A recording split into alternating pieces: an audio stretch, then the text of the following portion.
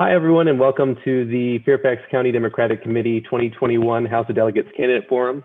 My name is Brian Graham, and I'm the chair of the Fairfax County Democratic Committee. We're excited to provide this opportunity for you to be able to hear from our candidates for the House of Delegates.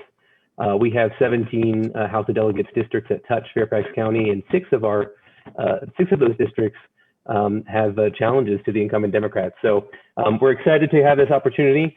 And really, I'm just going to hand it off to the chair of Fairfax County Democratic Committee's Veterans and Military Families Committee, Shamli Hoff.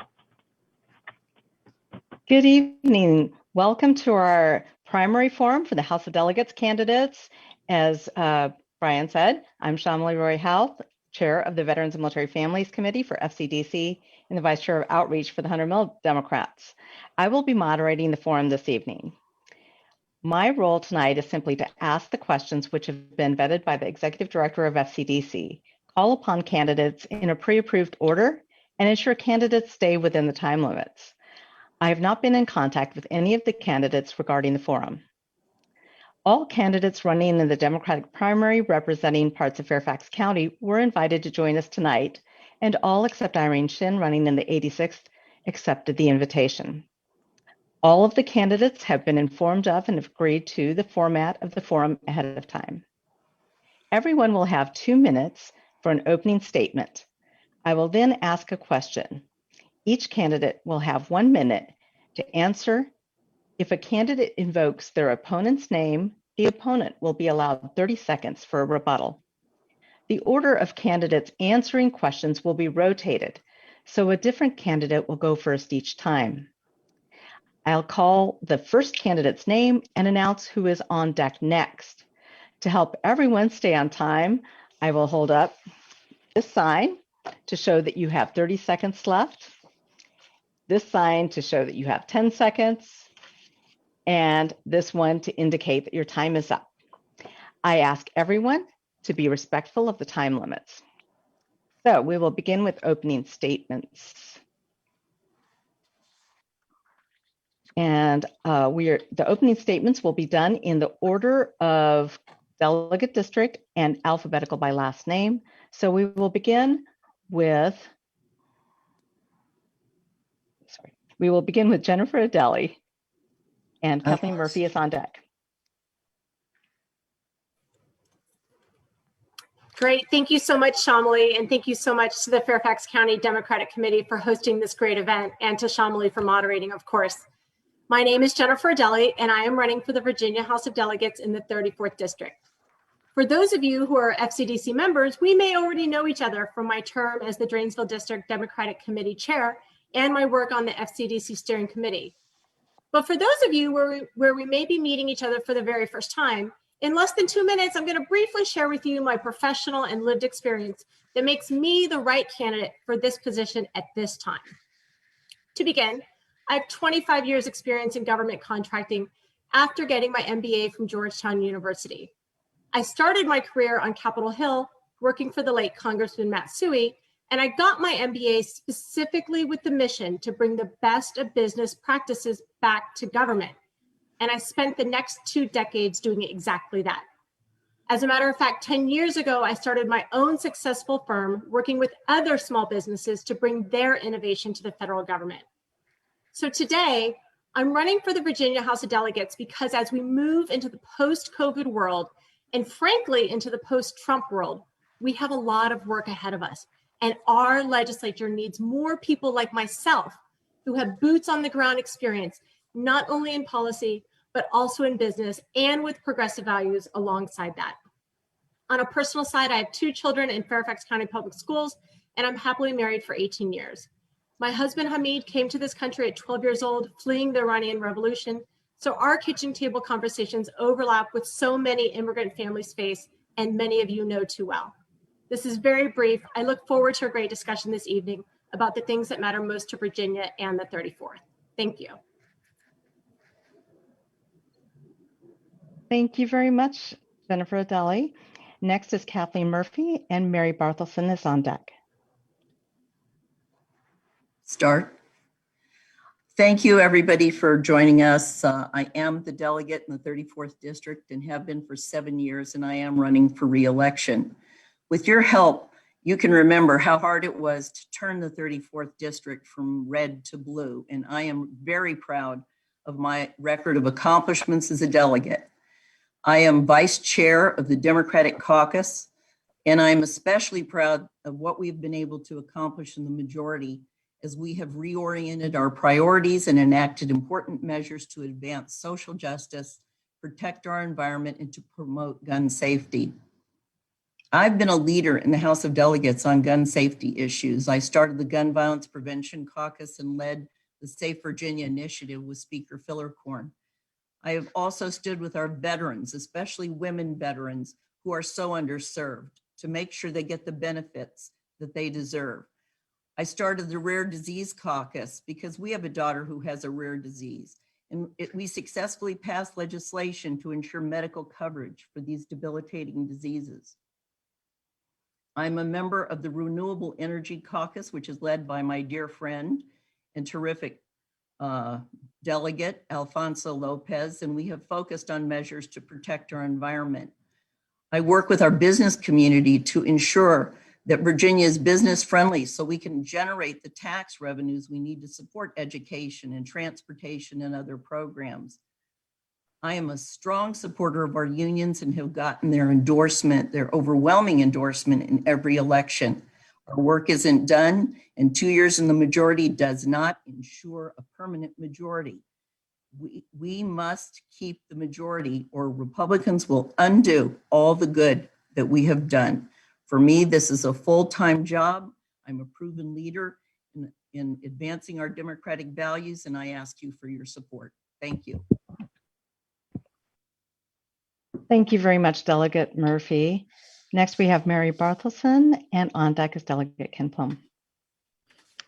Hello, everyone. My name is Mary Barthelson. I'm running to be District 36's data-driven legislator. I'm a Northern Virginia lifer. I grew up in Fairfax, Virginia before moving out to Haymarket to go to Battlefield High School to attend their STEM program. After that, I moved back to Fairfax to go to George Mason, where I got my bachelor's and master's degree in systems engineering. I'm a new face for many of you, but I've been around working for our community quietly as a robotics team mentor, advising on STEM education programs. And last year, I volunteered to be a PPE distributor during the pandemic. So I imported around 13,000 masks, which went to our COVID testing stations, our ICU doctors, and our essential workers, and around 10,000 of those were donations. I was inspired to run after seeing a lot of the challenges that our country has faced the last few years as a result of technology and laws not being kept up to date for modern challenges. So I think it's very important to have legislators there that understand the bills that we're passing so that we can keep moving forward in areas like green technology, criminal justice reform, data privacy, and every other area, because technology is becoming more and more integrated with our everyday life. And we really need legislators that understand those bills in order to explain the technical pieces between the legislators as well as the general public. So I think that's what I'm bringing to the table with my background. That's new. I would definitely say that I'm as blue as the incumbent is. We share progressive values, but I'm coming in with more knowledge on technology and an interest in academia as well. Thank you. Thank you so much, Mary Barthelson. And next we have Delegate Ken Plum. Holly Hazard is on deck. Thank you, Shamali, and thanks also to the Fairfax County Democratic Committee for providing this forum. I'm Delegate Ken Plum, representing the 36th District. I've been there for quite a while, as most of you know, and that being there has given me the seniority to get into positions where I can affect the outcome of legislation. I chair, for example, the Committee on Agriculture, Chesapeake, and natural resources. This year, for example, we passed through the bill on electric vehicles in that committee. We did a lot of good work on Chesapeake Bay, but I'm going to leave that for my vice chair, Alfonso Lopez, to talk about. I'm also on the Appropriations Committee. I'm the third ranking member of the Appropriations Committee. And of course, that's all about budgeting and how we can provide more money for our schools and our colleges and universities. I'm on the Public Safety Committee, and I'll tell you, I think the reason I'm on the Public Safety Committee is because I'm brave enough to vote for all the gun safety bills. We passed a slew of those bills this legislative session to bring into focus the need to prevent gun violence, and I'm very proud of the work we've been able to do there. I'm also on the Communications, Innovation and Technology Committee. I was the first chairman of the Committee on Technology and Science in the House of Delegates, and that committee has evolved now into the Communications, Innovation and Technology. We met this afternoon, for example, virtually, and we took a look at matters like drone delivery. We also heard a report from the Virginia Academy of Science, who works with us in cooperation looking at sea level rise. I also chair the Joint Legislative Audit Review Commission, JLARC as it's known. It's kind of the GAO of the legislature. And we do important work from getting ready to legalize marijuana to figuring out a better way to fund our schools so that there's a more equitable funding. And I also then serve on the Joint Commission on Technology and Science, which came about as a result of my legislation. Glad to be with you tonight. Thank you so much, Delegate Plum. Next, we'll have Holly Hazard with Delegate Kay Corey on deck. Thank you so much, Somali, and also to FCDC for setting up this forum where we can talk about our ideas. I am a community leader and an activist you can count on to show up, to lead, and to get results. I've spent my life as a social justice attorney advocating for some of the most vulnerable in our society, animals, kids, and women. And I didn't just show up. I'm a leader in the fight to transform the way that we think about animals, our relationship with them, and our expectations for humane treatment. I've been a part of transformational change, from leading the fight to stop animal testing. That jumping bunny logo that you've got on your cosmetics or your household products is mine, to researching and implementing programs to contracept thousands of wild horses, not slaughter them, to educating people on the cruelty of veal and pate, tail docking, and factory farming, reducing the euthanasia of healthy pets in this country from 15 million when I started my work to under 300,000. And where everyone used to brag about their AKC purebred, we now only talk about our rescues. And I bet that many of you are sitting right there, the one next to you right now. I was a leader in these fights. And here in Virginia, I fought for better schools, the environment, women's rights, and the ERA. And I want to take my 30 years of experience in social justice to Richmond to apply the same strategies that I learned as a leader to the problems Virginia faced, from education to unions to climate change to equity and justice. You don't need to be against anyone to be for me. Our legislature has benefited greatly, not just from the shift from Republicans to Democrats, so that's been seismic, but from the fresh breeze of new perspectives. We have a Black woman on the Senate floor explaining her mother's experiences with inequity in maternal health care. We have a trans woman speaking out in support of trans students, a nurse, and we even have an electronics repairman. Different lives, skills, and experiences enriching the General Assembly and therefore Virginia. I have the skills, the perspective, and the passion from 30 years of making transformational change to be an asset to my district and for the Commonwealth, and I ask for your support. Thank you very much, Holly. Next is Delegate Kay Corey with Delegate Mark Levine on deck. Thank you. Hello, good evening, everyone. I appreciate this opportunity for us to debate tonight and present our views and our experience. I'm Kay Corey, the delegate from the 38th District. I am running for re-election based on my experience and expertise that I have developed over the past 11 years. I know that I can build effectively on the accomplishments of the Democratic majority. In the last 2 years, the Democratic majority has made astounding strides. We had a very ambitious agenda. We were not able to enact it all. However, we did enact legislation that is revolutionary in Virginia. We passed the ERA.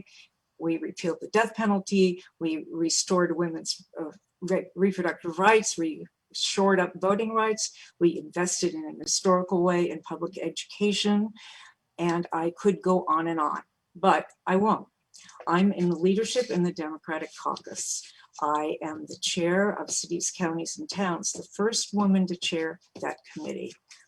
I am also on the Disability Commission, and the chair of the Women's Healthcare Caucus, which I founded 10 years ago. However, all of these positions only come with leadership and persistence. I have the position now to fight for the 38th district, to bring the values that the 38th district has always had and that I have always represented to Richmond. I will not hit the ground running. I am running, I have been running, and I will continue to run to get to where we have to go to have equitable legislation in Virginia. Thank you very much, Delegate Corey. Next, we have Delegate Mark Levine with Elizabeth Bennett Parker on deck. Thank you so much for hosting us. Hello, Fairfax Democrats. I do know many of you. I hope you've had a chance to meet me over the 6 years. I've been proud to represent the 45th District. I represent Alexandria, Arlington, and Fairfax. And although we only have a couple of districts, a couple of precincts in Fairfax, I think the people of Bellevue and Huntington would tell you they've been well served. We've had great constituent service, really helping out folks in tough time during this pandemic, whether it's vaccines or testing or making sure that people get the medical treatment or unemployment aid they need. As I said, I'm in my 6th year, and I'm also, if you don't live in my district, and I suspect most of you don't, I hope you listen to my answers tonight because I'm running for Lieutenant Governor. And if you like my answers, well, the same work I've done as delegate, I can do as Lieutenant Governor of Virginia, running to be Virginia's first full-time Lieutenant Governor. So I hope you'll listen to your delegate, your race, and some of what I have to say as well. I've had a very progressive record in the Virginia House of Delegates, the second most progressive actually of all the delegates. And I introduce a lot of bills. I'm pretty active. In fact, I introduced 47 bills last year before we had a limit and passed about half of them into law. I am on 4 committees, like I said, pretty active. The Privileges and Elections Committee, Courts of Justice, Public Safety, Health, Welfare, and Institutions. I am the subcommittee chair of 2 very important committees. One is Public Safety, which deals with police reform. I think police reform has very much been the issue in the news this year, and I think we've done pretty good work. We can do more. And also the Constitutional Amendments Subcommittee. 2 great constitutional amendments came out of my subcommittee this year. One is a marriage equality amendment, and the other restores the right to vote for people who've served their time. I'm most proud of many things. I don't have much time, but I chair the Virginia Transparency Caucus. I'm the reason why we now have every committee and subcommittee live streamed and archived, and I've always stood up for gun violence protection, including taking some really difficult stands on bills because we need to protect us from guns. And I'm afraid my time's up, but we'll be talking more. Thank you very much, Delegate Levine. Next, we have Elizabeth. Let's see, did I do this right? Yes, Elizabeth Bennett Parker. We have Delegate Alfonso Lopez on deck.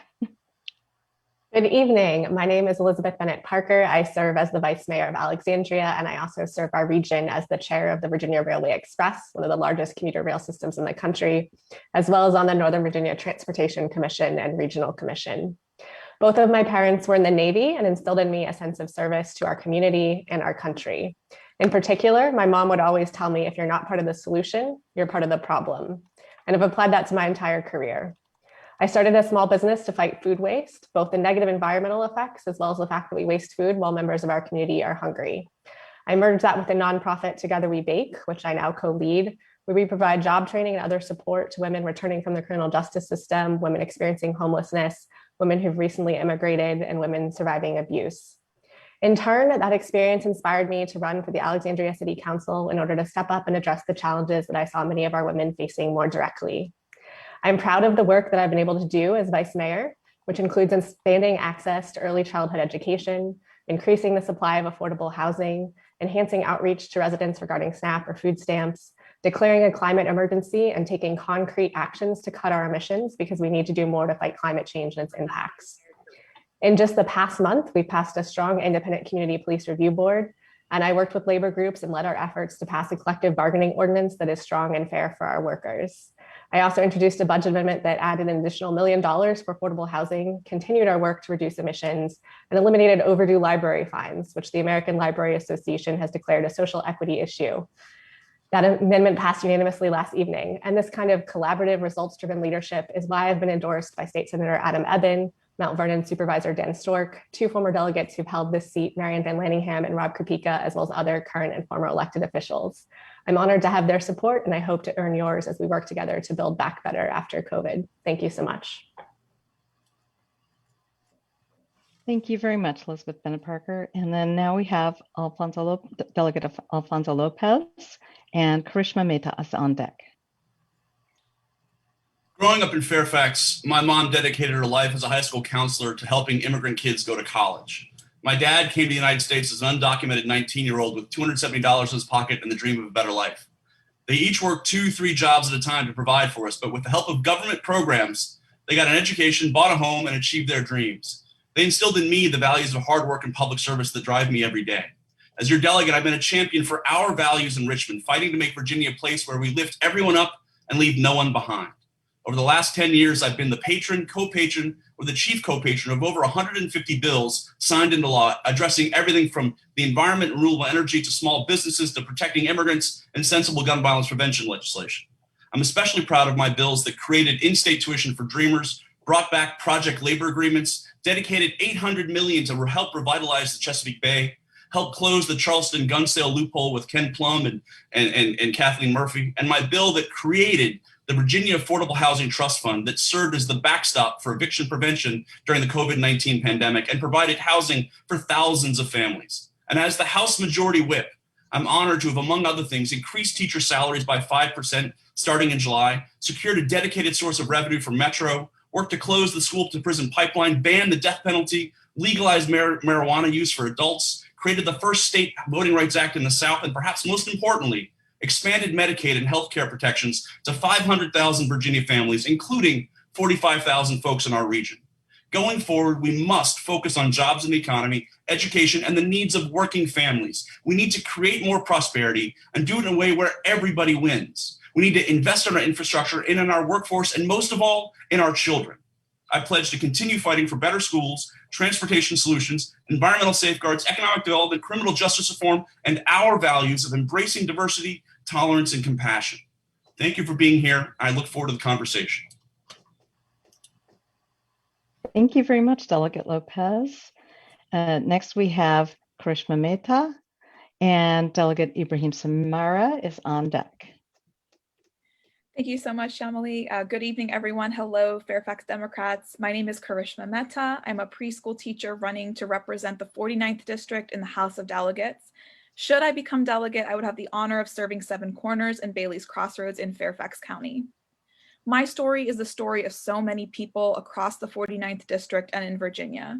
My parents came here from India seeking a better life, and they struggled with rent, school lunch debt, and a lack of health care, all without the protection of a union. After I graduated from college, I inherited these struggles. I worked long hours at jobs that paid starvation wages just to pay down student debt.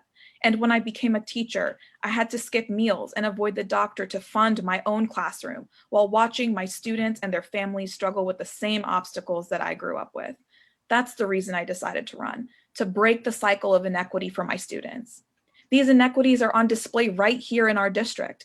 While developers sell us out and build more luxury housing, 20% of people in Seven Corners live at or below the poverty line. At the same time, only 6% of Latinx kids in Seven Corners go on to higher education compared to 75% of our white children. We need legislation that will address these issues in a universal way, not one that still leaves out and exploits working class families in our economic system. That's why I strongly support Delegate Samira's bill to bring single payer to the state level. I strongly support a homes guarantee and a Green New Deal that protects our Black and Brown communities from environmental injustice by the fossil fuel industry. As a preschool teacher, I work year-round in the classroom, and as a delegate, my commitment is to work year-round for this district, not just when I'm asking for your vote. Our elected officials are often lobbyists, attorneys, or those well connected to power. I believe that District 49 finally deserves a delegate that's connected to the people. Thank you so much for your time today, and I look forward to answering your questions and earning your vote. Thank you very much, Karishma Mehta. And last but not least, Delegate Ibrahim Samira. Thank you, Shamli, and thank you so much for having this forum, FCDC. I've been working hard in the House for all of us in the 86th District and beyond in Northern Virginia and all across Virginia to effectively deliver quality, affordable housing for all, secure healthcare as a human right, and to have a healthy democracy at our core. Since securing our majority in 2019, I've been busy with my colleagues, focusing on abolishing the death penalty, legalizing marijuana, expanding access to healthcare, instituting common sense gun safety laws, strengthening environmental protections, and improving voter rights for all Virginians just like you. But there's still so much work to be done. As a doctor, I see every day my patients being forced to choose between affording their rent, their mortgage, and paying for their medical services that they desperately need during this pandemic. As the youngest elected in the Virginia General Assembly at the age of 29 currently, and for the last 3 years, and hopefully for a little fewer years to come, I'm the first generation Muslim Afro-Arab American. I know how important it is that we have representation and how important it is to stay true to our morals and values in the course of representation. In 2019, I directly confronted Trump on the 400th anniversary of Virginia's democracy in Jamestown when he came to promote his hateful agenda. And now I want to continue to stand up for us in the House of Delegates. I'm counting on your vote on June 8th. There's so much more to be done. We're talking about things that we have not gotten to. Just like you got your vaccine for free, you should be able to get healthcare for free. Healthcare should be a human right. This should not be a question. I'm dedicated to making sure that we get there, dedicated to reforming our zoning laws so that we can actually get down to resolving the shortage of housing. 174,000 units short of housing, affordable quality housing in Northern Virginia that is causing many people to suffer and many people to be displaced. And my commitment to you is I don't take a single dollar from corporations. That's why I listen to everyday people every single day in my decision making. And that's why I don't listen too much to big corporation lobbyists and how they get us at decision making processes. And I'm going to continue fighting for that. Thank you so much for your time. Thank you, Delegate Samira. I appreciate that everyone has been working hard to stay on time. That's going to make this run really great. So the first question that I'll ask, the first speaker will be Kathleen Murphy, and Delegate Kathleen Murphy and Jennifer Adelie will be on deck. With Democrats running in 99 out of 100 seats across Virginia this year, Virginians are more engaged in politics than ever before. So at this time in Virginia, why are you running for office? What makes you uniquely suited to be our leader for the next 2 years?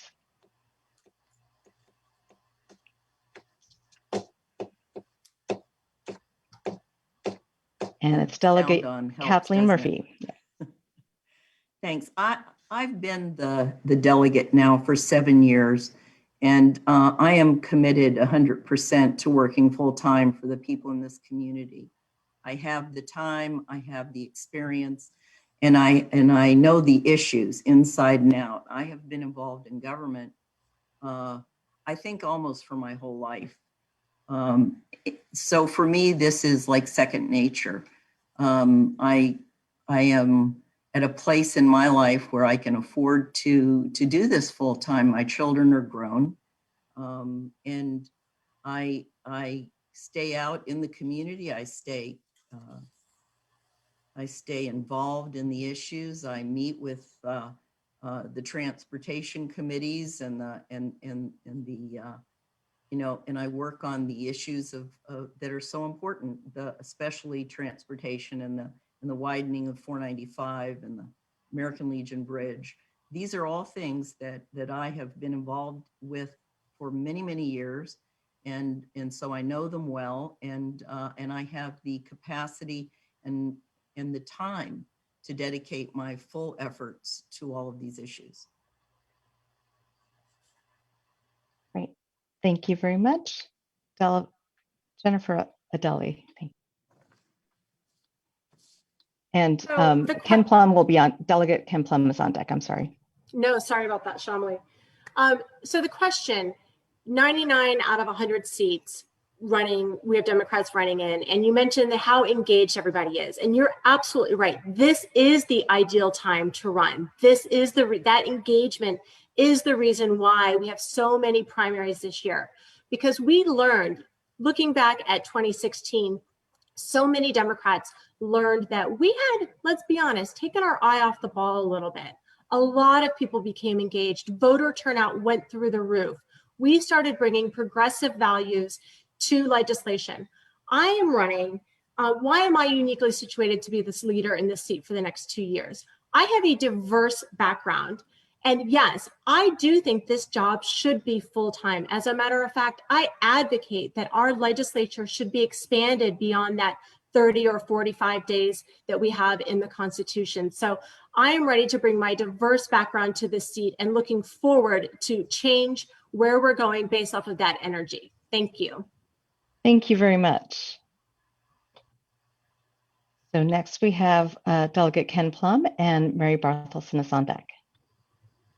Well, thank you for the question. I didn't get that question back in the hard years when Democrats were in the minority. The times when I had to stand up, for example, on the death penalty and be outvoted 99-1. I'm persistent. I work hard, and I'm not willing to give up. Now the years are good. 2021 sessions, the 2020 and 2021 sessions were revolutionary in Virginia, the most transformative period of time we've ever had in Virginia's history. Times are good now. And I want to continue to work on bills that I've worked on for decades. I know the bills inside and out.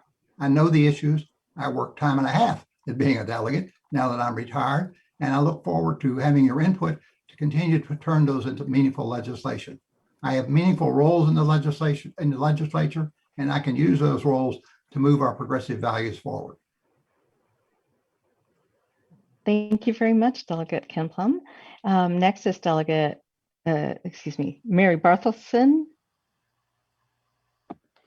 Yes. With Delegate Kay Corey is on deck.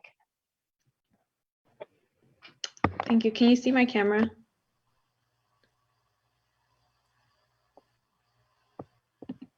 Yes. So last year I was boots on the ground during the pandemic, making sure our essential workers and our doctors were taken care of, making sure that they were protected. And that really inspired me to run because I want to make sure that I'm in a position where I can keep taking care of our community. And I'm going to be bringing that same dedication to House Delegate to continue protecting and fighting for my community. Thank you very much. So next is Delegate Kay Corey with Holly Hazard on deck. Thank you. I already spoke about some of the reasons why I should be reelected, and that is to build on what we started in the past 2 years. However, I would like to let you know that right now I am endorsed by the Sierra Club and Emily's List. I've also been named a champion of justice by the Interfaith Power and Life and a champion of sustainability by the Faith Action Coalition for Climate Solutions. These endorsements are based on past accomplishments, not on future aspirational ideas. We all have progressive ideas. The point is, who can get what done? I am, as I said before, in the leadership in the Democratic Caucus, and I have the opportunity to stand up for the 38th District and be sure all our voices are heard. Thank you. Thank you very much, Delegate Corey. Holly Hazard with Elizabeth Bennett Parker on deck. Thank you so much.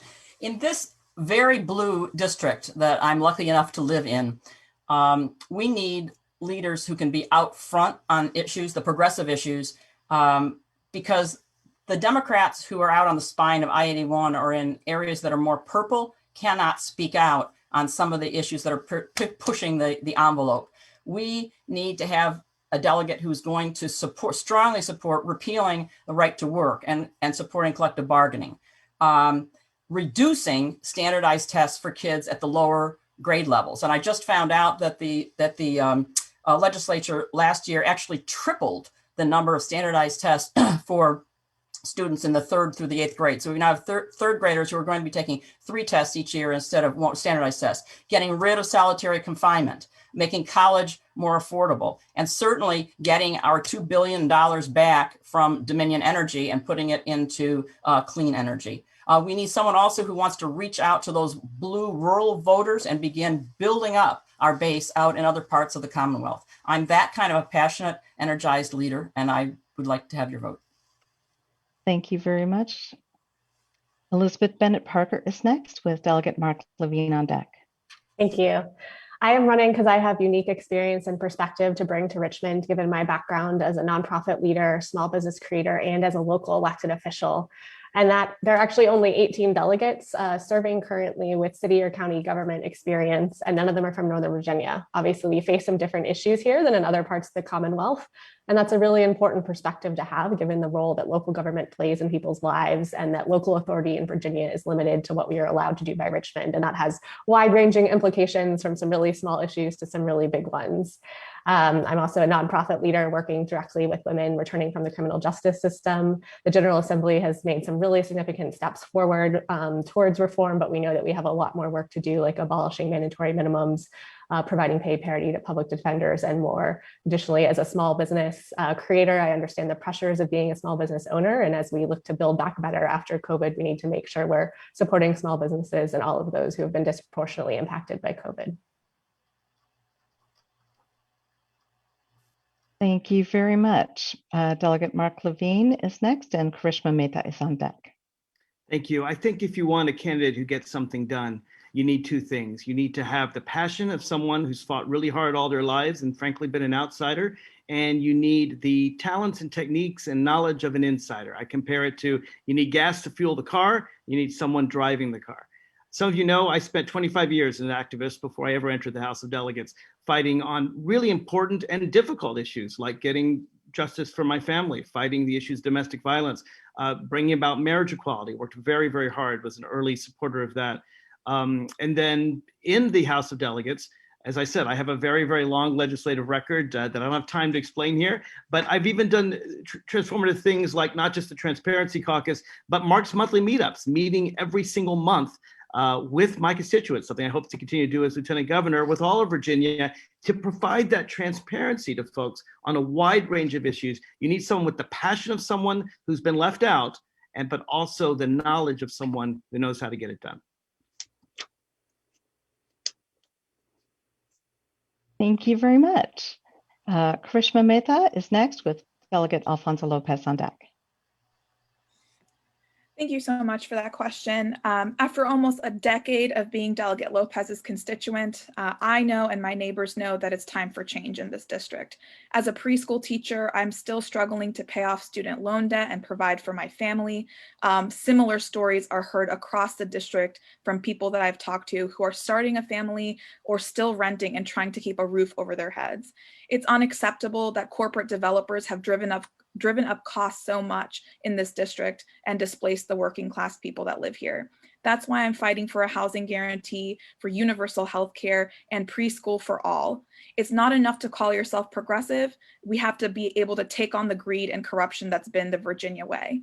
Time and time again, my opponent has sold out our district to the highest bidder. And when I'm elected, we will finally have representation for working people by a working person, not someone who's lobbied for ICE detention facilities. I'm not a politician or a lobbyist. I'm a working class preschool teacher with a movement powering my campaign, not corporate donors. Thank you very much. Delegate Alfonso Lopez with Ibrahim Samira on deck. Thank you. Will I be able to respond to the 3 times I was called out in that falsely in that last? I did say that if your name is called, you get an additional 30 seconds to rebut. So if you would like to do the rebuttal first and then respond to the question, that's up to you, but I'll give you a minute and a half. Thank you. There's been a lot of misinformation going around. First off, there's been a lot of misinformation going around about this. During the Obama administration, my old consulting firm was contracted by Farm Bill. I was brought in to try and help improve overall conditions for people stuck in a horrible situation. I want to be clear. The Trump administration's ICE detention and zero tolerance policies were an aberration. They were terrible. My entire life, including my life in public service, has been fighting to help new Americans and immigrants regardless of status. This is my family and my community we're talking about. My father came to the United States as an undocumented immigrant at the age of 19. I'm incredibly proud of all the work I've done in the General Assembly to help new Americans and immigrants, from passing legislation protecting immigrants from fraud, to expanding access to Medicaid for immigrants, mothers, and children, to passing the DREAM Act agenda, to passing the de-ICE bill in response to the Trump administration's malicious and racist zero tolerance policy on immigration. And every year I'm one of the leads on the floor against divisive, ugly, and wrong-headed legislation that would demonize new Americans and immigrants, from 287G to anti-sanctuary city bills to the anti-DREAM Act. And I will continue to show the Republicans that ugly Trump-style anti-immigrant policies are not welcome in the Commonwealth of Virginia. So moving on to my response. I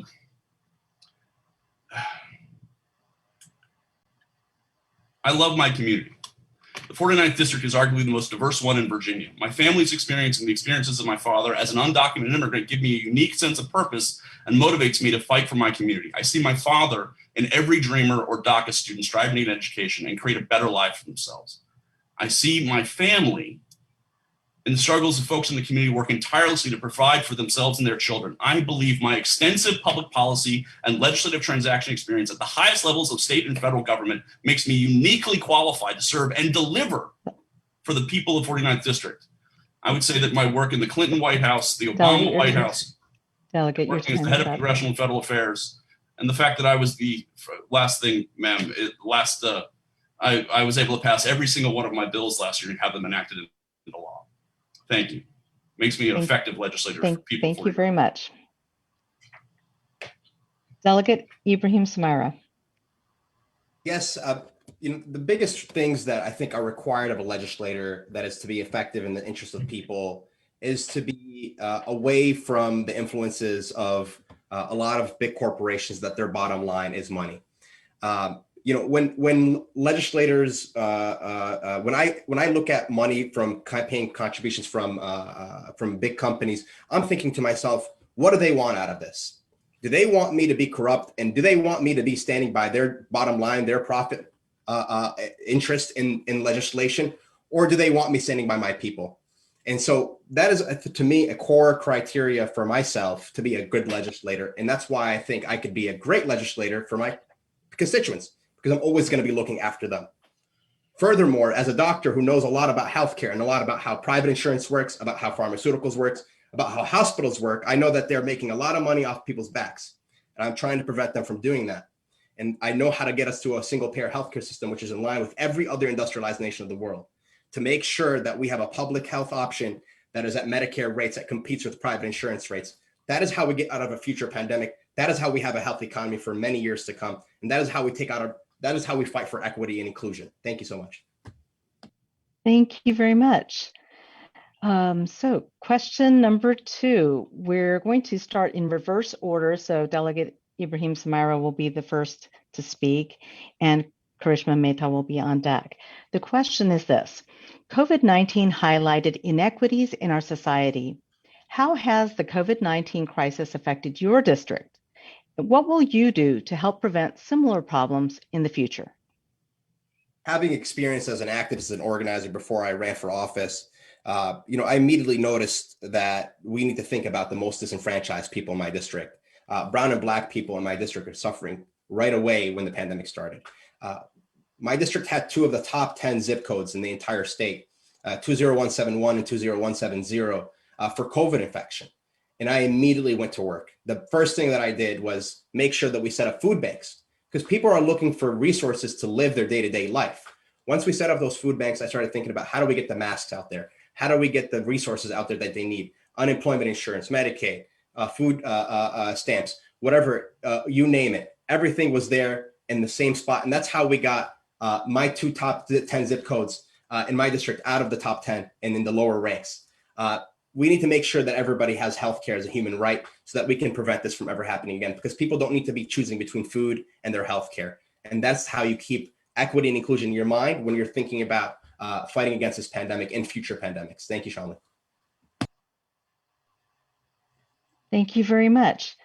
Next is Karishma Mehta with Delegate Alfonso Lopez on deck. Thank you so much for this question. Every time I'm in the district talking to voters, the #1 issue during this pandemic is healthcare.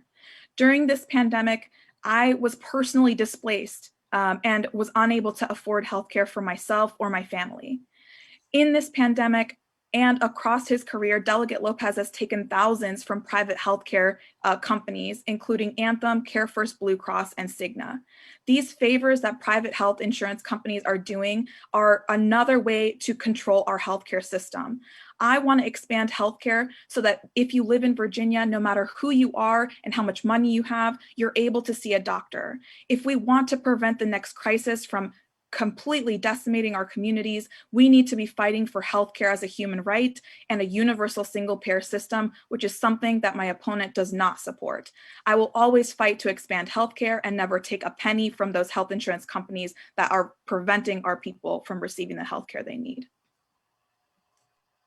Madam Moderator, may I Yes. respond again to the third? Yes, 30 seconds? and this time what I will do is I will just give you that 30 seconds first, and then I will give you the minute to respond to the question. Would that be okay? Thank you. Appreciate it. Healthcare should be a human right. I have never voted against Medicaid for all. I have supported Medicaid for all. I support universal healthcare, and the fact is that we have accomplished that in the work we've done in the House of Delegates. I defy anyone to find a single vote where I have not been on the side of the angels on this issue. In terms of the answer to the question, I'm very proud of the fact that my legislation, HB 2124, made sure that emergency COVID-19 care for undocumented and low-income Virginians was passed this year, so that no one would go without a vaccination, treatment, or testing because of their undocumented status or their inability to pay. I'm very proud of the fact we were able to get that done. If we learned anything from this COVID-19 pandemic, it's that our social safety net is fragile, and that if kids were going to school, they weren't eating. If you had housing instability or food instability if you were not working. And so what I was very proud of was the work we did over the summer and this year to reinvigorate the Affordable Housing Trust Fund, use it as a backstop for rental and mortgage assistance. And the facts are wonderful. In 2020, in the middle of a pandemic, we had fewer people actually evicted than in 2019. Also, Latinos make up 9.4% of the population of Virginia, but accounted for 31% of the COVID-19 cases. To say that I've been working diligently to make sure that that was addressed is an understatement. Thank you very much. And next is Elizabeth Bennett Parker with Delegate Mark Levine on deck. Thank you. I think as everyone has acknowledged, obviously COVID has had a disproportionate effect on our Black and Brown neighbors, as well as our small businesses. I think we immediately responded in a number of ways that I don't know I can get through all of them in 1 minute, but we partnered with Neighborhood Health to do first testing and now vaccines in communities that had been disproportionately impacted. We're prioritizing vaccines in certain census tracts. We worked to provide hotel rooms for folks who were who were exposed to the virus and didn't want to expose their family members. We provided food, rental assistance, eviction assistance. I personally became a Medical Reserve Corps volunteer and was working at testing sites, delivering supplies to COVID positive residents. And I also actually, in working at some of the food distribution sites, realized that our schools were going to stop providing free meals over spring break last year, which was unacceptable. And so alerted city staff, worked with city staff, actually wound up managing our school meal preparation in the kitchen that week to make sure that kids got fed, because hunger doesn't stop for spring break. Thank you very much. Apologize for that. Delegate Mark Levine is next, and Delegate Kate Corey is on deck. Thank you. COVID has been devastating throughout the 45th. It's been devastating, particularly to the people in need. We found that the Latin community, in fact, has probably suffered the hardest, although certainly all people who have economic troubles have been in trouble. So they've been essential workers, people have been crowded. What have we done? We've done a lot. We have made sure that people got the testing they needed. And originally the testing wasn't always going to the right areas. We worked on that. We also worked on nursing homes, people who, that's where the pandemic first hit hard. We wanted to make sure that they were covered and being taken care of. We worked to get vaccinations to everyone, regardless of need. And again, sometimes the people who don't ask for it are the ones who need it most. We work to get unemployment aid. That's something we still do every day, very difficult with the Virginia Employment Commission to make sure those folks are covered. We work to help people find doctors and healthcare when they needed it, to make sure that they could find a place to live if they needed it. We've done full service since COVID, and even unfortunately attended memorials for those who died. Thank you very much. Next is Delegate Kate Corey with Holly Hazard on deck. Is that right? Thank you. There's so much to say in such a short time. I want to mention one issue, one part of the our safety net that doesn't really exist and was laid bare by this COVID emergency, and that is criminal justice reform. That is how incarcerated people are treated. I've been working very hard on the healthcare for incarcerated women. Particularly this year, we have had serious health problems in our prisons, and I've been able to make a difference for women. I've also been working in the community. Community leadership is not only being elected. My campaign and I have been over to the community mosque, handing out meals, over 1,000 a day, showing how we care, how we're involved. We're not special because we're elected. We're members of the community. We reach out to our neighbors. Thank you very much. Holly Hazard is next with Delegate Ken Plum on deck. Thank you. I, at the beginning of the COVID crisis, became a Virginia Medical Corps volunteer to help with the clinics and also with some of the testing facilities. I've to date volunteered at 4 clinics, one of them 12-hour day out at the government center. And I see firsthand the inequities in vaccine distribution, try as we might to make it equitable. Immigrants, regardless of what we may say or the comfort we may give them, are fearful to come and get a shot. I've had firsthand experience with this with immigrants that I know. So the next time we need to really roll out a program that gives recent immigrants confidence that they're coming for a shot and that they're not going to be otherwise detained. In Culmore, which is a neighborhood of recent immigrants in my community, families already were struggling to put food on the table. And then with COVID, when all kinds of work shut down, there was no chance for many of those families to get any kind of government assistance, unlike many of us or many of our neighbors. And so any issues of food instability at that time became more serious. And I will stop there. Thank you very much. Delegate Ken Plum with Mary Barthelson on deck. Thank you. In terms of COVID, the impact could not have been greater, larger than we anticipated. But the thing it pointed out to us is that we need to do some things beyond just the health concerns in terms of how we organize our health services. We had some deficiencies as we tried to work at the state level, we worked at the local level, and that disjointed effort caused some delay in our early efforts to respond to COVID. But even more significant than that has been what happens to people who are unemployed because of COVID. Our Virginia Employment Commission simply has not been able to weather the storm. It had a 10-time increase in claims for unemployment compensation and has not been able to deliver.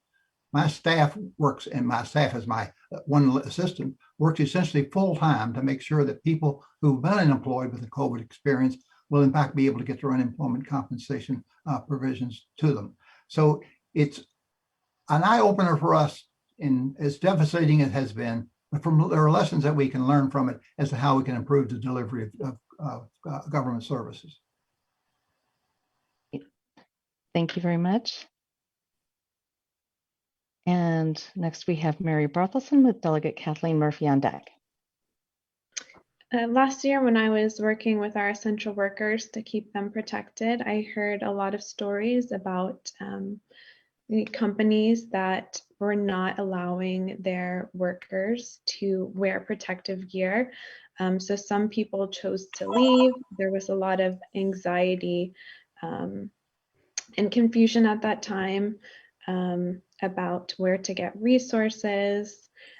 We had a lot of people lose their jobs, lose their businesses that couldn't pay rent because the money didn't get out fast enough. I heard from many of my constituents that the VEC told them that they were not going to pay them for work previously done. So I think we've got a little bit of an accountability and transparency issue with our institutions that we have to address.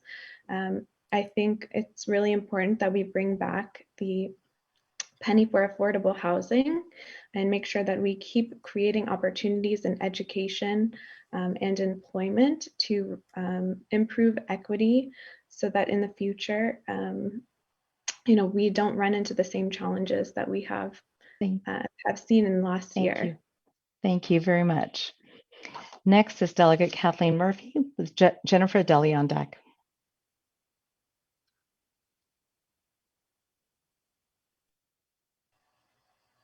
You're still muted. You're still muted, Kathleen. Delegate Murphy, there we go. I'll restart your time. Thank you. COVID has fundamentally changed everything, the way we work, the way we interact, how our kids go to school. It seems like it's insurmountable. It has crippled small businesses, and it has pushed people to the wall. I mean, they don't know how they're going to pay for things. We have spent an awful lot of time coordinating federal, state, and local with our local officials and our congresswoman to make sure that the people in our district get the help they need. At first, it was getting vaccinated, and now it's getting help to survive financially. The House Democratic majority is committed to getting kids back in school. I think that's our number one issue as we move forward, because what we do up here in Northern Virginia isn't necessarily going to be good across the entire Commonwealth. So we're all working together, and we're trying very hard to make sure that people get what they need to survive this. Thank you very much. Jennifer Adelie is next. Thank you so much. So in the 34th district, for those of you that are familiar, it ranges from extreme wealth in areas like McLean and Great Falls to lower income immigrant communities like you find in Sterling and across the Loudoun County border. So likewise, the COVID impacts were very disparate as well. I know there were families in the 34th district that actually benefited during this time because their stock market went up or their housing prices went up. They bought second homes, they spent time with their families. And there were folks in other parts of the district that absolutely struggled. While I was out knocking doors early on in those districts, people were not vaccinated, and I would go to other parts of the district and they were, and we're still seeing that today, even when I was knocking doors today. So in order to fix that going forward, we need to fix those structural inequities that we had at the beginning of COVID. We have to address things like home health care, sick pay, paid days off, paid leave for families, supporting women. We know that the jobs lost net are women. And so we need to get women back to work, and we need to support them in this recovery. Thank you very much. And I will remind everyone, once you finish speaking, make sure that you go ahead and mute yourselves so we don't get any feedback. Thank you. So question 3, the first speaker will be Delegate Ken Plum, followed on deck by Mary Barthelson. Climate change is an existential threat to our species. Addressing this crisis is critical. What policy priorities should the Virginia General Assembly have to combat climate change? Specifically, how will you work to support our local initiatives? Thank you very much for that question, Shomali. And certainly that legislation will come to the committee that I chair, and I expect us to take immediate action. The idea that we can wait until 2050, for example, to get rid of fossil fuels and clean up our environment is simply not true. We have to move those deadlines up to 2030, 2035 at the latest. Transportation is one of the big items that feeds the depletion of our ozone layer and has effect of raising temperature. We can do differently by having alternative forms of transportation. We took some action on that this year, but we need to go even further. Beyond that, then, too, we need to take the steps necessary to increase solar. Virginia now is 4th among the states of the nation in solar availability, and we need to move that even higher. So I look forward to continuing to work. I have had the highest awards from all the conservation committees over the years that I've been in the legislature, and I'm not going to turn away from my effort on protecting the environment. Thank you. So Mary Barthelson is next with Holly Hazard on deck. I think prioritizing decarbonizing Virginia is a really important effort, and I would like to move down that time frame from 2045. If you paid attention to the bills that were going through the General Assembly for green technology this year, you may have seen that an electric car standard almost didn't pass because it was confused with a car emissions standard. So our green energy groups had to go in there and explain the bills again to the legislators to make sure that we could get them passed. So I think with my background, I actually understand the challenges with these bills. I understand the challenges that California and Texas have run into, and I know how to explain the bills to the legislators as they're presented, and I can communicate them to the public to make sure that no bill gets pushed down the line because the legislators are confused about it. Thank you very much. Next is Holly Hazard with Delegate Kay Corey on deck. Thank you so much. This actually is one of my priority issues, and I agree. I use the word existential threat when I'm talking about this. We need to take, I believe, every dollar of our $170 billion biannual budget and run it through a filter, both for climate change and also for equity issues. And every single decision that we make, we should say, is this better or worse for the environment? The second thing we need to do is we need to get Dominion out of the pockets of legislators. They give to legislators directly, but they also give to legislators indirectly, perhaps through other legislators or other means. We need to push the pro-environment or pro-taxpayer legislation that's lauded by legislators and gets both good press, but Dominion is keeping an estimated $2 billion that they owe us. Give that money back to us, and we could do a lot to combat climate change, lower all of our energy bills, and buy our own buses. Great, thank you very much. Delegate Kay Corey with Delegate Mark Levine on deck.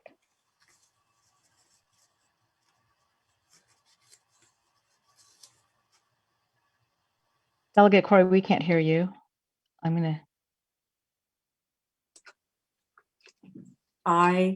There we go, perfect. am now unmuted. I'm resetting your time. Go ahead and start. Thank you. Yes, we are in a climate emergency, and there are a number of ways that we should attack it all at the same time. One is business development, encouraging business development that is renewable energy and energy efficient. I just had a bill passed that sets up green banks, which allows localities to offer low-cost loans and create public-private partnerships to stimulate that sort of business.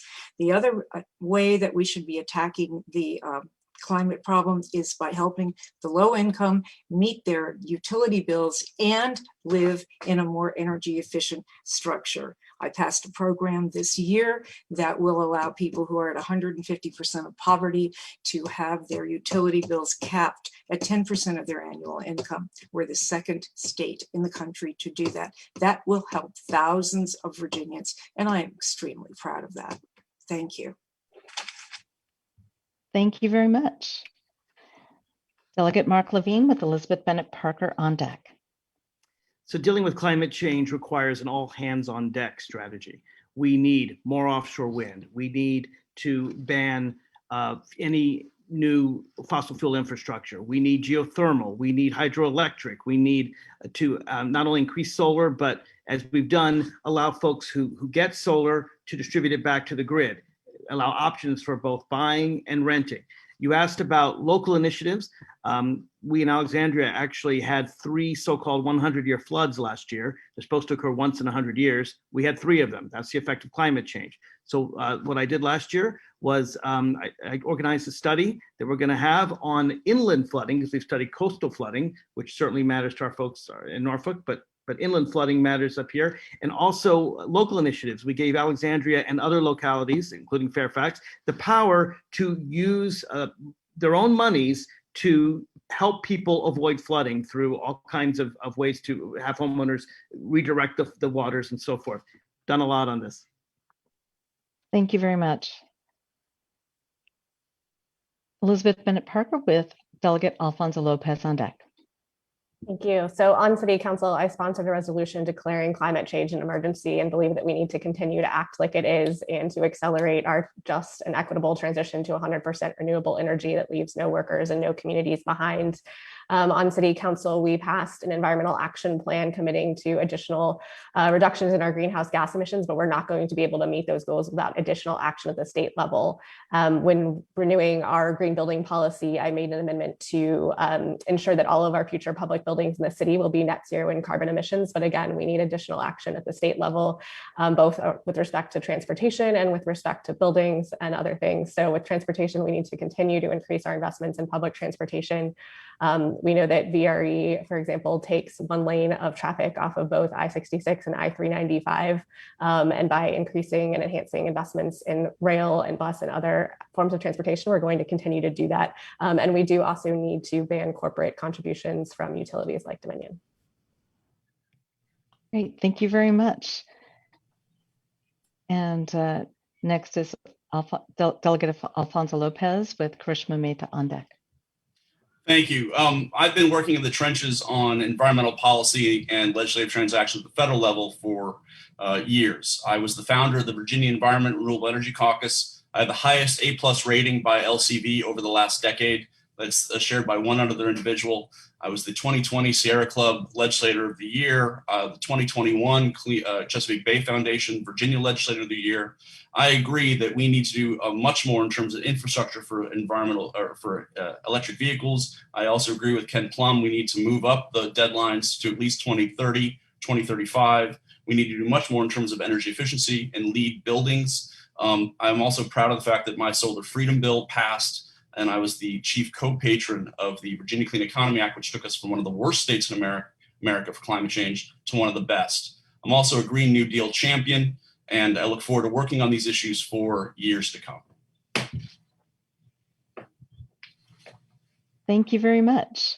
Next is Karishma Mehta with Delegate Ibrahim Samira on deck. Thank you so much for this question. As a preschool teacher and educator, this is why I got into this race, to protect the future and the planet for my students, to ensure that they have a habitable planet. When it comes to our energy system, we have to listen to science. And science is telling us that we have until 2030, 2035 at the latest to get to 100% clean renewable energy. The recent VCEA gets us to 100% renewables by 2050. My goal is to pass a Green New Deal and center Black and Brown communities that have been hardest hit by environmental injustice. It means we need a delegate who will fight for a pipeline moratorium, just transition for fossil fuel workers with a repeal of right to work to guarantee high-paying union jobs, and we can get there faster by banning fossil fuel subsidies without giving huge breaks to Dominion and Appalachian Power. When my opponent had a chance to vote against those wasteful giveaways, he stood with monopolies and took money from Dominion and Appalachian Power during his career. I'm the only candidate in this race rejecting fossil fuel money, and it's why Sunrise Movement, Food and Water Watch are endorsing my campaign as another Green New Deal champion in this race. Thank you very much. Next is Delegate Ibrahim Samira with Jennifer Adelie on deck. The climate crisis has been here. It's been here for a very long time, and we've had a lot of time to deal with it. Half measures and small ideas are not going to solve the problem. That's what mostly we've been doing. So when the Virginia Clean Economy Act came up for a vote, I refused to support it because it's not what scientists are telling us we need. As somebody who's going to live on this planet for a very long time to come, I'm making sure that this planet is as safe and as sound for everybody, not just for those that are privileged, to have solutions to the climate change problem, to the climate crisis problem. Co-patron the authentically Virginian Green New Deal, and that's the type of bill that I would support regularly. I think we need a moratorium on all fossil fuel projects. I think there are solutions in geothermal and wind, but the best projects exist are those that don't have anything to do with Dominion Energy. Dominion Energy's bottom line is one that wants to make profits, not solve the climate crisis that we have at hand right now. And a lot of the solutions that we've had before the General Assembly have had to include Dominion Energy as part of the solution. I refuse to allow them. I don't take their money, and I encourage all my colleagues to not do the same. Thank you. Thank you very much. Next is Jennifer Adelie with Delegate Kathleen Murphy on deck. Thank you so much. So as you've heard from a lot of people tonight, Dominion Energy is the #1 factor in Virginia that is suppressing our ability to move climate change forward. I have vowed from day one to never take money from Dominion Energy, and the incumbent in this race has and has not said she won't in the future. In addition to that, we need to change how Dominion Energy is incentivized. In 2015, we passed a rate freeze legislation that Delegate Murphy supported and voted for that made it so that as rates go down with technology, our rates stay the same. Consumers pay the same price even as energy gets cheaper. We need to repeal that. That vote was wrong. We need to change this going forward. On the local level, we can do a lot to impact climate change locally, including things like bike paths, supporting the work from home community, and other things like that. Thank you so much. Thank you. Next is Delegate Kathleen Murphy. I'd just like to respond. We have all said that we will no longer take money from Dominion. Certainly Dominion donated to all of our campaigns at one time, and there was a point at which we decided we would not take money from Dominion, and we do not. So she can pretend like that's true, but it isn't. I am a member of the Environmental and Renewable Energy Caucus in the House of Delegates. We have worked to protect the environment and put Virginia on a path to renewables. We want to hold corporations accountable for pollution. We want to formally recognize the need to guarantee access to clean air and clean water. Over half of Virginia's greenhouse gas emissions come from our transportation sector, and I'm proud to have been a co-patron this year of the Clean Cars Bill and of Delegate bill that established an electric vehicle incentive program. I've been working on environmental issues for a very long time, and it started when I worked with former Vice President Al Gore. So this isn't a new issue for me, and it's an issue I'm dedicated to. And none of the environmental legislation that we passed this year would be possible without the Democratic majority in the House and the Senate. Thank you very much. Moving on to question 4. Holly Hazard will be the first person on this, and then Delegate Kay Corey on deck. Fairfax County residents want a government that works. How will you collaborate with your colleagues in Richmond, as well as our local Board of Supervisors and school board members to ensure effective government? Thank you, Shamali. I appreciate that. I think that there is a bit of a discord many times between our legislators in Richmond and in Fairfax County. I think the biggest area where there should be overlap, and sometimes there's overlap, some of there isn't, is in the area of education. And I think that Virginia, frankly, is failing here. Students can't afford our great university system, and the legislature has abandoned it. But for for educators in Fairfax, teacher salaries are 32nd in the nation, and we've got a teacher shortage. I'm sure you've all heard of over 1,000 unfilled positions.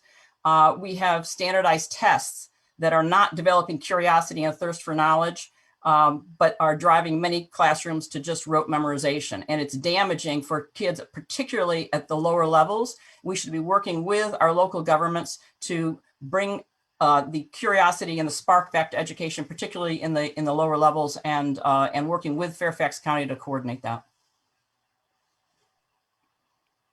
Thank you very much. Delegate Kay Corey with Delegate Ken Plum on deck. Thank you. As a former school board member in Fairfax County, I am well aware of the challenges and time and collaboration that is required in local government. However, effective government is actually in the eyes of the beholder. So I'd really have to talk to people to find out exactly what they mean. I think one of the things that we are working on in Richmond right now, and it's also coming in my committee, is change the local tax structure. Localities need to be able to move from the emphasis on land property taxes. That has skewed Fairfax County's ability to zone properly and give enough money to education. And as the chair of cities, counties, and towns, I am in a good position to work with the Board of Supervisors to see how we can become more effective and transparent. Thank you very much. Delegate Ken Plum is next with Mary Barthelson on deck. Virginia is a Dillon rule state, which means that localities have the power given to them by the state. Fortunately, over the years, Virginia has seen fit to grant a charter to Fairfax County that gives us much more liberties to do its work than having to go to Richmond to get approval on every movement forward. That new charter has made a whole lot of difference because the fact of the matter is the resources available in Fairfax County, one of the richest and wealthiest communities in the country, are greater than those available generally throughout the state. We need to be able to have the freedom to move forward, and the adoption of that charter has allowed that to happen. At the same time, we need to recognize that we don't solve our problems by running off to Richmond to get them to change the rules, but we solve our problem by working in a collaborative relationship with local government for the benefit of our citizens. Thank you very much. Mary Barthelson is next with Delegate Kathleen Murphy on deck. Well, I would work with our local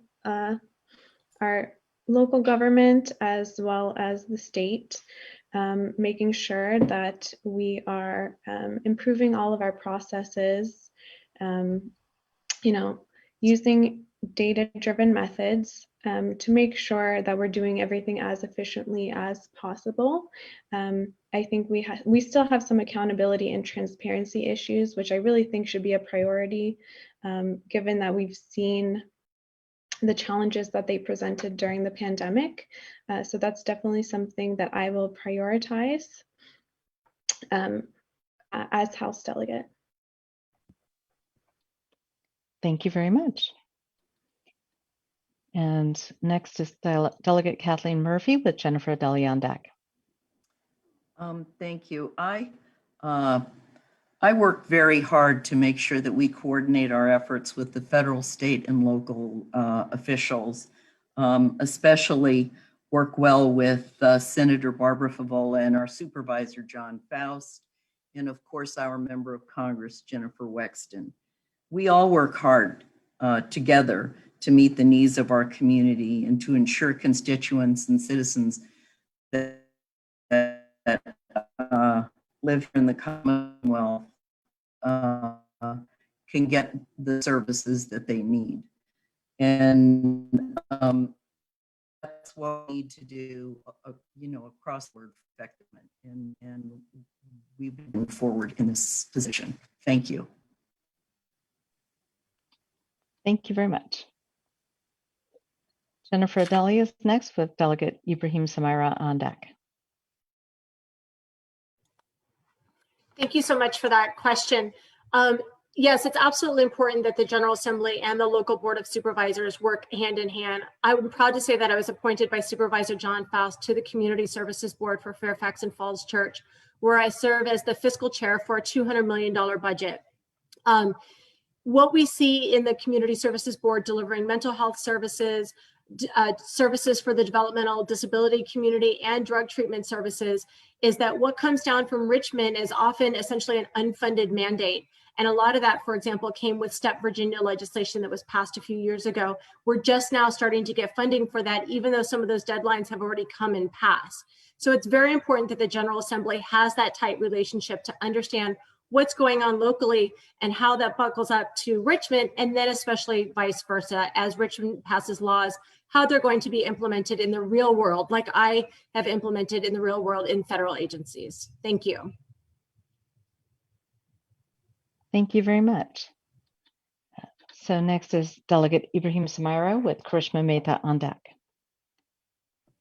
Thank you for the question. It's so important for several issues. I think in the middle of the pandemic, the biggest issue was coordinating on vaccination efforts, getting vaccine sites in the local areas, going to the areas that have not received the vaccines because they are disenfranchised communities and getting it to them. I'm proud to have worked with the Board of Supervisors to do just that in my Herndon community, as well as this in Sterling as well, which I represent. And I'm happy to be endorsed also by a board of supervisors, vice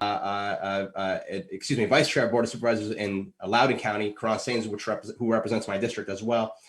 There's so much to collaborate on, specifically on affordable housing. There's a growing shortage across Northern Virginia that I've talked about briefly earlier. 174,000 units short. And Northern Virginia is very hard by the fact that we don't have enough new affordable housing construction, especially in the desirable neighborhoods that need it the most. And the key culprit of that lack of new affordable housing is exclusionary zoning that acts as a ban on higher density housing types. I work closely with my board of supervisors to try to educate them on this issue because at the end of the day, things are not good on zoning. We have big problems on that front, and I'm ready to give them all the tools that they need from Richmond through the Dillon Rule. Thank you very much. Much more. Thank you so much. Thank you. Karishma Mehta is next with Delegate Alfonso Lopez on deck. Thank you so much for this question. As an educator and a community organizer, I know that collaboration is key to thriving communities and to ensure that we can pass universal legislation that helps working families. I'm proud to be taking a strong coalition of progressive community leaders at NDPAC that fight for the Arab American community, Bases for Progress that fight for the South Asian community, and our partners at Sunrise Movement and so many other organizations that are on the ground working for working class people. As a legislator, we have a lot of tools in our toolbox. We need to put pressure on senators and people in the General Assembly who won't ensure their constituents' basic human rights, and by fighting alongside local allies in our government and community who understand the critical nature of passing good legislation. I recognize I'll be working with many people I don't disagree with, but I always will stay open-minded and work alongside local elected officials and school board members so that we can get things done for working class people. My district knows that I'll put people first and work with everyone to get things done. Thank you. Next is Delegate Alfonso Lopez with Delegate Mark Levine on deck. Thank you. As the former head of congressional and intergovernmental affairs for Virginia during the Kennedy administration, I'm very practiced in working to bring different levels of government, local, state, federal, together to get things accomplished. I've worked very well with Jeff McKay, Penny Gross, Ricardo Anderson, and also, more importantly, in some cases, with the government relations head, Claudia Arco, for Fairfax County. One issue that actually bubbled up this past session, residents of the 49th District had been deeply concerned for quite some time about a number of violent crimes and late night disturbances that had taken place at one business that was authorized to serve alcohol. The Virginia ABC had revoked the establishment's liquor license on more than one occasion, but then restored the license without community input after a short time period, which was a big concern for folks in the 49th District. I worked with Arlington County, local civic associations, and the state to draft and get passed and enacted legislation that would improve local oversight for nuisance businesses and other properties that pose a threat to the safety and security of residents. Additionally, the bill expanded the definition of criminal blight to include repeated violations of state laws pose a threat to individuals or private property. That's an example in near term about how we got stuff done working together. Thank you. Thank you very much. Delegate Mark Levine is next with Elizabeth Bennett Parker on deck. Thank you. I strongly believe in listening to the voices of local government. And in fact, I remember a bill where the Fairfax County Board supported proffers, basically requiring a developer to, if they wanted to build, to give something back to the local government. Fairfax was trying to convince a lot of people. They didn't convince everybody, but I was convinced. I fought for it. In fact, if you look at the hundreds of votes I've cast for the past 6 years, I think there's only one where I didn't try to relax the Dillon Rule to give local governments power. That one was I wanted to prevent the school or prison pipeline. So that's the exception on the rule. But Alexandria, Arlington, I've been there for local governments time and time again. In fact, in Arlington, by getting rid of Jefferson Davis Highway, I set a standard for all local governments, allowing local governments the power to change their roads. Folks didn't know they had that power. I wrote a memo to give them that power that has been used statewide. Collaborative relationships, I've had them with my colleagues. I've had them across the aisle, even on some difficult bills. I've worked with Republicans, and that's why the Speaker of the House with my colleagues and so many of my colleagues have endorsed my candidacy because of my collaborative relationships. Thank you very much. Finally, Elizabeth Bennett Parker. Thank you. I've worked effectively and collaboratively with colleagues and elected officials across the region. First, on my own city council, the budget amendment I mentioned earlier, I got unanimous support for. That's just one example. As currently the chair of the Virginia Railway Express, I work with local elected officials across 9 jurisdictions. On the Northern Virginia Transportation Commission and Regional Commission, I work with elected officials across the region as well.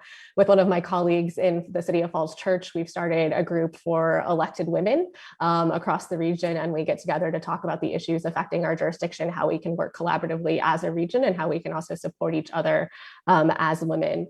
I think coming out of that, we actually came up with a regional campaign around wearing masks at the very beginning of COVID, for example. I think, again, that the fact that I've shown that I can effectively collaborate with others is the reasons that I've been endorsed by State Senator Adam Ebbin, Supervisor Dan Stork, and so many others across the region. Thank you. Thank you very much. I'm going to ask for a moment for clarification. I didn't lose audio, but I see a note in the chat that says Delegate Murphy's video and audio froze on the last question. Can I get some clarification from Jack Corrali or Brian on whether we need to have a few seconds to restate? Her audio was kind of garbled a little bit at the end. It was slow just from the connection, but I feel like we heard most of her answer. I don't know. That's just my personal opinion. All right. I saw a head nod from Delegate Murphy. Are you comfortable with that? Is that okay? I'm comfortable with that. Thank you. Thank you very much. I appreciate it. All right. So then we'll move on to question number 5. And it will start with Delegate Mark Levine. Elizabeth Bennett Parker will be on deck. This past year has highlighted inequities in our society. One critical area was in housing. Affordable housing and utilities, as well as preventing evictions, became a priority. What policies would you support to address the affordable housing crisis and prevent evictions in Fairfax County and throughout Virginia? It has been a difficult year, and it has been a priority. And one of the things we've done in the General Assembly, we've done several things actually. In addition to the moratorium on evictions, which we extended, we actually allowed a payment program back, because after all, when someone can't afford to pay back their rent, it's hard for the renter, it's hard for the landlord as well. Some of them are struggling as well. So these payment programs allow them to be fully paid, but make sure that people don't get evicted.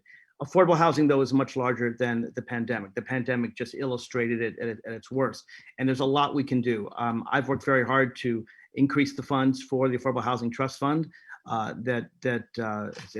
we now have millions of dollars for. We didn't used to have any when Delegate Lopez first proposed it. But we've also had, frankly, helping affordable housing requires more wages, right? It's not just the housing stock. It requires raising the minimum wage and paid family medical leave and making sure that tipped wage people get wages as well. It requires unions so that people can collectively bargain and get better wages. It's a bigger question than just the housing stock. I also mentioned the proffer problem, the way that we've been trying to get developers to set aside a certain amount for affordable housing. It's a big issue. We're getting to it, solve it, but there's a lot more we can do.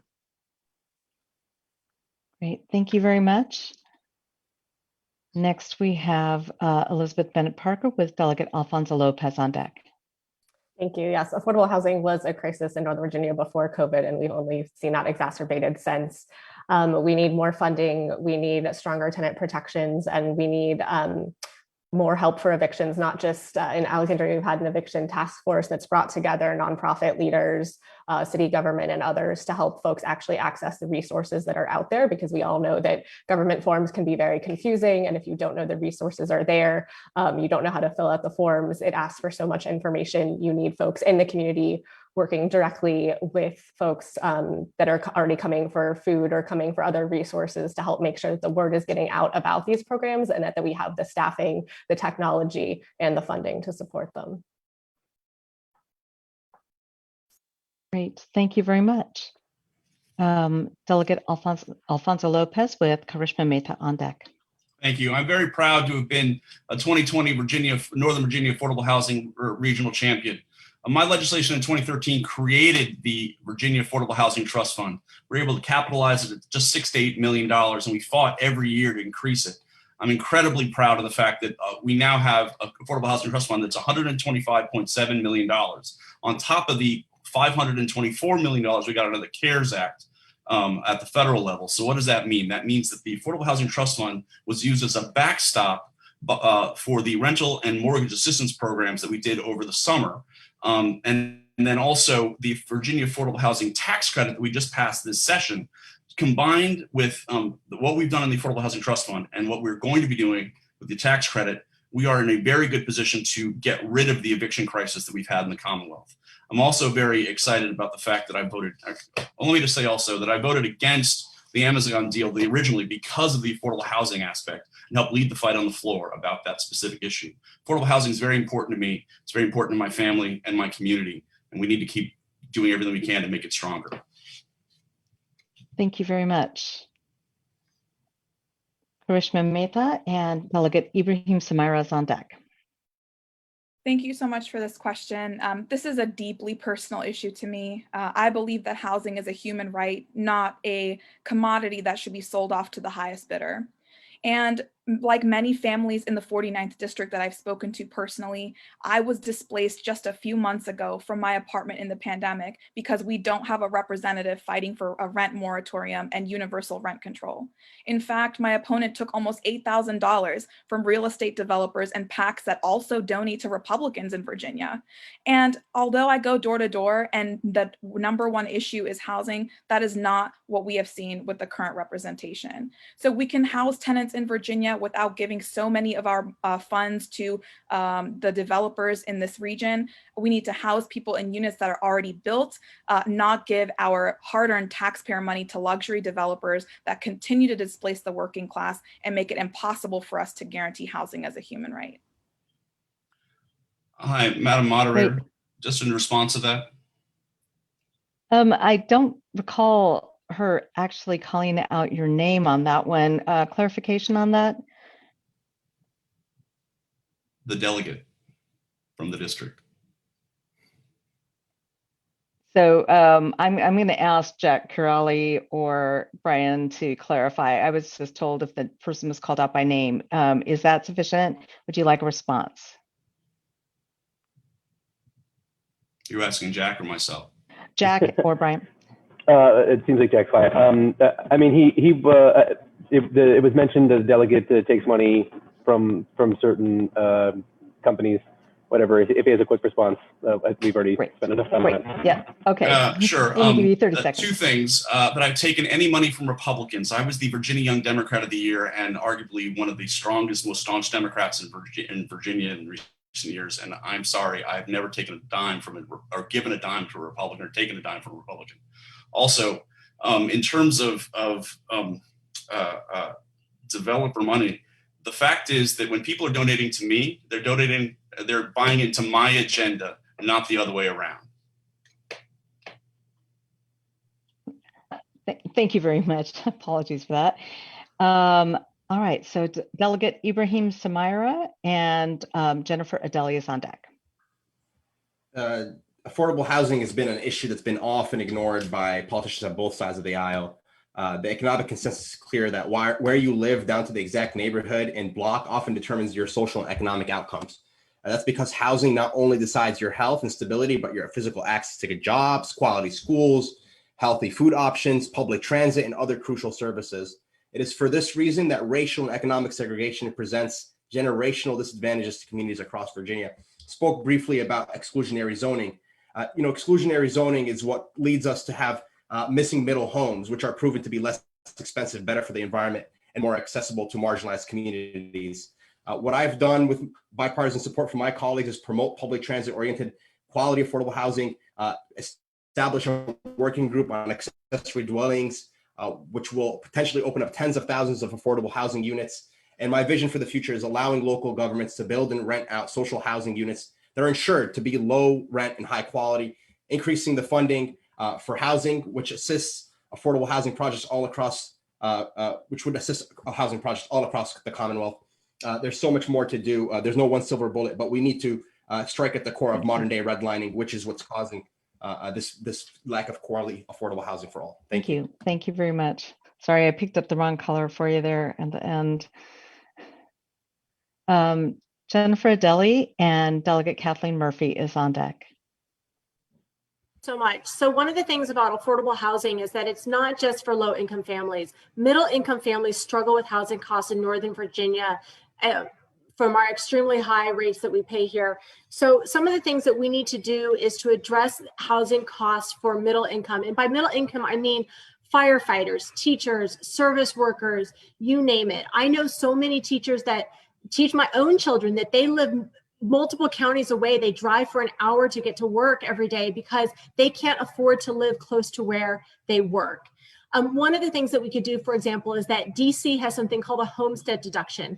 And if you own a home and you're owner occupied and you live in it, you get a deduction on the first many thousands of dollars of property taxes against that property. We don't have that in Virginia. Something like that would encourage home ownership, and it would really help that middle housing income market and encourage more families to be able to buy their first home.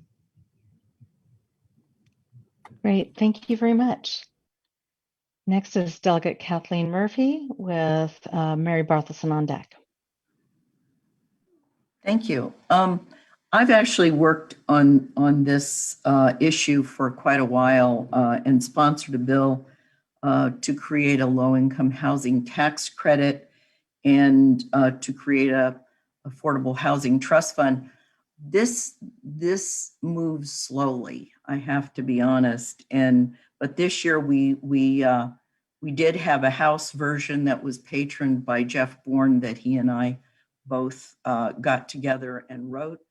And Senator Locke carried the Senate version, which passed. And we were really thrilled that that happened. So the affordable housing tax credit and the low-income housing tax credit are something that I've been involved in and working on for quite a while and will continue to do so.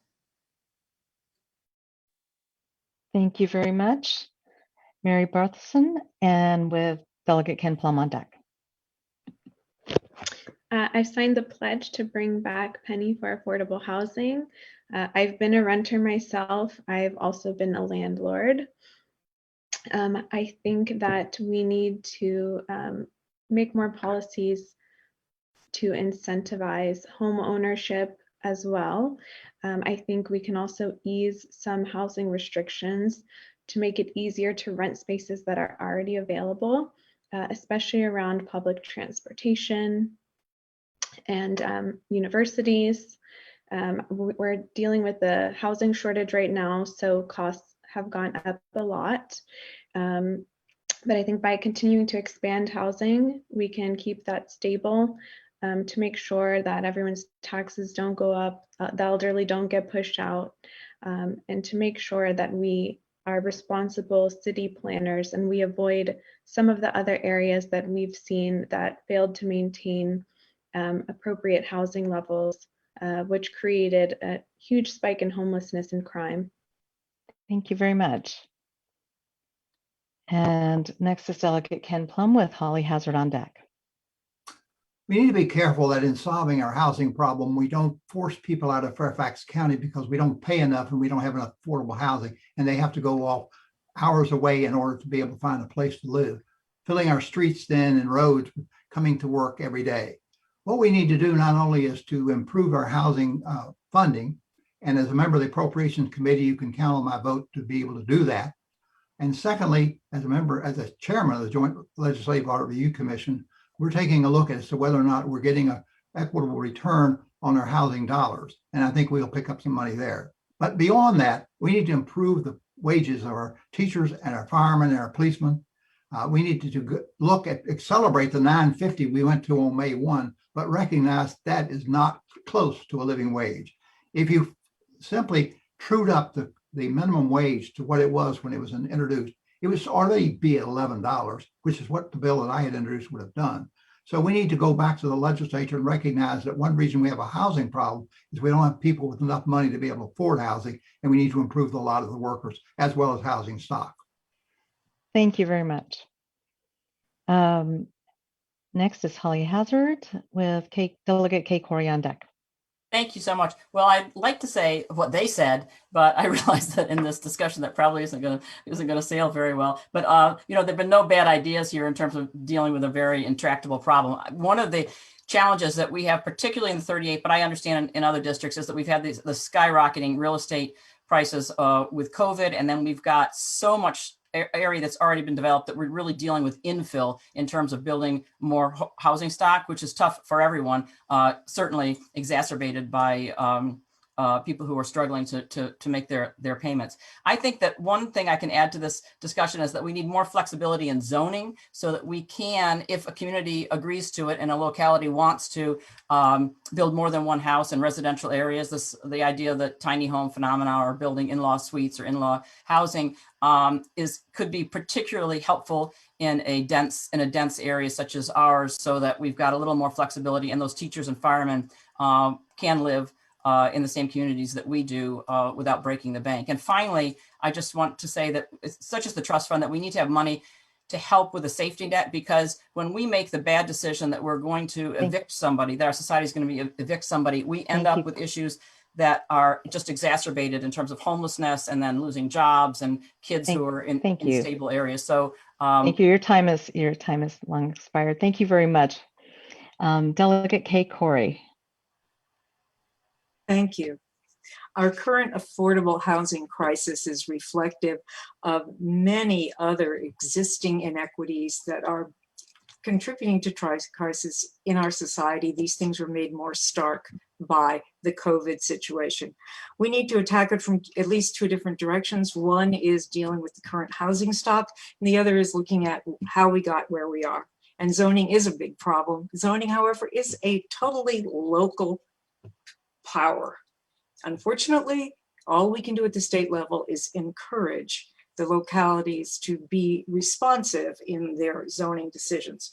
I think we need to step back and look at how zoning is administered and created across the state, and not just zoning for property, but look at school boundaries. We have many lines that we draw in the sand that prevent people from access to vital surfaces, and especially school boundaries are a problem. Not allowing the students who do need it the most have access to academic excellence. Thank you very much. Thank you. We're down to our final question, and we'll be starting with Delegate Alfonso Lopez with Karishma Mehta on deck. I would like to give you an opportunity, would like to give you an opportunity to share any final thoughts and let voters know how they can learn more about your campaign. So Delegate Lopez. I'm proud to be endorsed by dozens of elected officials, including Senators Tim Kaine and Mark Warner, Congressman Don Beyer, Jerry Connolly, Governor Ralph Northam, Speaker Eileen Filicorn, Bernie Sanders for President Co-Chair Elizabeth Guzman, and dozens of mainstream organizations, including the Virginia Education Association, firefighters, the National Organization of Women, the Sierra Club, and every labor union that's endorsed. They know I will continue to be a tireless champion for our values. My name is Alfonso Lopez. I'm running for the House of Delegates to help build a better future for my kids and my family, and for you and your families. I ask for your support and vote on Election Day. Together, let's continue building a Virginia that lifts everyone up and leaves no one behind. I want to thank everybody for being here tonight. I want to thank everybody and let you know that you can get involved with my campaign at www.alfonsolopez.org. We are doing a bang-up job with the campaign, and I hope everyone has a good night tonight. Thank you very much. Karishma Mehta with Delegate Ibrahim Sumaira on deck. Thank you so much. My opponent says that corporations and developers are buying into his agenda. Well, they aren't buying into mine, and there's a reason for that. It's because I'm on the side of working people in the 49th district, on the side of renters and those people who are struggling to own a home, start a family, or pay the bills. I'm on the side of Black and Brown communities demanding real justice and an end to police violence in their community, and women who deserve equal pay for equal work. Our campaign belongs to working people, not corporations, and it's why I will never take a penny of special interest money. It's why I've been endorsed by Sunrise Movement, Our Revolution, the National Women's Political Caucus, and Progressive Democrats of America, among many more. We know that it'll take a movement to transform Virginia. That's why I'm asking you to get involved, to stay involved, to take back power for working people. For those in the 49th, I hope to earn your support through early voting and on June 8th. Please visit karishmaforvirginia.com to learn more. Thank you so much. Thank you very much. Next is Delegate Ibrahim Samira with Jennifer Adelie on deck. Thank you, Shamli. Thank you, FCDC, for putting on a wonderful conversation today. Running for re-election, I've been representing this district that's so wonderfully diverse and special to my heart for the last two and a half years. Proudly representing it, progressing and delivering on healthcare as a human right, quality housing for all, making wages more livable, protecting labor and small business, ratifying the Equal Rights Amendment, environmental justice for all, abolishing the death penalty, and a healthy democracy. And there's so much more to deliver on. I'm not done and nowhere near. We have systemic changes that need to happen. And I'm proud to be endorsed by a large swath of elected officials and organizations that are ready to work with me on it. Whether it be delivering on Medicare priced public health insurance option or paving the way for a universal single payer healthcare system in Virginia, and comprehensively ensuring reproductive health care, or abolishing the school to prison pipeline, or banning weapons of war from civilians and police, banning private prisons and local cooperation with ICE, promoting municipally owned broadband access. And there's so much more that needs to be done for Virginians so that we can catch ourselves up with the time and much more in the future. Thank you so much. Thank and you. I ask for your vote. Thank you so much. Jennifer Adelie with Delegate Kathleen Murphy on deck. Thank you so much. So I'd like to use this opportunity in this last question, sort of an open question, to bring up a topic that we didn't get asked about, and that's about repealing right to work. Now, for those of you who aren't familiar with this term, this is a set of laws that basically says that it's to suppress the ability of unions to organize. And it means that you can work for a company even if the workforce is unionized, and you can kind of free ride off of all the hard work that they've done to get labor rights, pay, healthcare, safety, and all those things. I wholeheartedly support repealing right to work. And I was a little bit surprised that we didn't hear about it, so I wanted to bring it up. So you can go on my website at jenniferadelie.com to see more about my position on repealing right to work. You can learn more about my position on repealing mandatory minimums, criminal justice reform, women's issues, post-COVID recovery, and more. We didn't have a lot of time, even though it's been almost 2 hours. So I thank you so much for your attention. And again, I ask for your vote for the 34th District on June 8th or early, starting now. Thank you very much. Thank you. Delegate Kathleen Murphy with Delegate Ken Plum on deck. Thank you. Thank you, everyone, for joining us tonight. I am very proud to have represented the 34th District for the last 7 years and to have turned this district from red to blue. We work really hard every single day to make sure the issues that are important to the people of this community are met, are paid attention to, especially things like the transportation problems that we all know are one big pain in the 34th District. I'm proud to be endorsed by labor unions, by our legislative leaders, by our member of Congress, and by so many others. And I'm proud to have received the votes from so many of you over the years. And you know that I do the hard work to make this district count and to make this district a blue district. So I hope you'll stand with me. I hope I'll get your support. And I want to thank you for all you've done through the years to help me be a good delegate. Thank you very much. Delegate Ken Plum with Mary Barthelson on deck. Thank you, Smiley, and also thanks to FCDC for the opportunity to have this conversation tonight.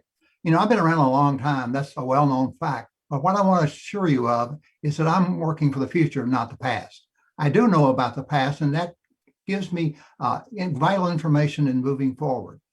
When you talk to people about who's the most liberal members of the state legislature, they're bound to list me near the top. I've been working on blue issues throughout my career, and we're now making amazing progress. As I indicated earlier, the last 2 years have been amazing progress, and I want to bring the energy, the enthusiasm and the knowledge that I have to further those causes in the future. I've been around a long time, but make no mistake, haven't lost any of my enthusiasm, haven't lost any of my energy, haven't lost any of my efforts to be able to serve the people of the 36th district in the way in which they so aptly deserve. Thank you for being here tonight. Look forward to your help. KenPlum.com. You can find out more about me, and you can also find out how to donate to me. Thank you. Good night. Thank you very much. Mary Barthelson with Holly Hazard on deck. As an engineer, I learned how to utilize data to design the best solutions to problems. Policymaking is becoming increasingly data-driven, which means we need policymakers who understand it. My education and my work experience has prepared me to serve the community that I've called home my entire life, whether that be on education issues, green technology, criminal justice reform, you name it. If you want to find out more about my policies, you can go to barthelsonforvirginia.com, which also has my social media accounts on there if you want to check them out.